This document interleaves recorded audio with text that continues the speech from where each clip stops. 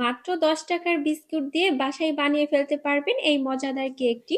এখানে chocolate biscuit নিয়েছি 5 packet. এরপর বিস্কুটটাকে আমি ব্লেন্ডারে গুঁড়া করে নিয়েছি। 3টা ডিম নিয়েছি, দিয়ে দিচ্ছি হাফ কাপ চিনি, 2 টেবিল চামচ দুধ আর একটু ভিনেগার, তেল দিয়ে দিচ্ছি। এরপর এটাকে আমি খুব সুন্দর করে একটু মিক্স করে নিচ্ছি। এরপর ওই বিস্কুটের গুঁড়াগুলো দিয়ে দিচ্ছি। হাফ কাপ ময়দা, 2 টেবিল চামচ গুঁড়া দুধ, হাফ চা চামচ বেকিং পাউডার, হাফ চা চামচ বেকিং সোডা। এরপর এটাকে খুব সুন্দর করে আমি মিক্স করে একটা ব্যাটার বানিয়ে নিব। ব্যাটারটাকে আমি মোল্ডের মধ্যে দিয়ে 30 মিনিট ঢাকনা দিয়ে ঢেকে বেকড করে নিব। এরপর এর জন্য একটা ক্রিম তৈরি করে নিব। এর জন্য এখানে 3 টেবিল চামচ করে দুধ, চিনি আর কর্নফ্লাওয়ার নিয়েছি। এরপর আবার আমি কিছুটা লিকুইড দুধ দিয়ে এরকম একটা ক্রিম বানিয়ে নিয়েছি। 30 মিনিট পর কিন্তু আমার কেকটা একদমই রেডি। এরপর এটাকে আমি মোল্ড আউট করে নিচ্ছি। এরপর 2টা স্লাইস করে আমি ক্রিমটা সুন্দর করে লাগিয়ে নিই। আমি চারো সাইডে কিন্তু যে কেকের বাকি অংশ ছিল গুঁড়ো গুঁড়ো করে আমি চারো সাইডে দিয়ে দিয়েছি। হয়ে গেল আমার ঝটপট বাসায় তৈরি চকলেট কেক।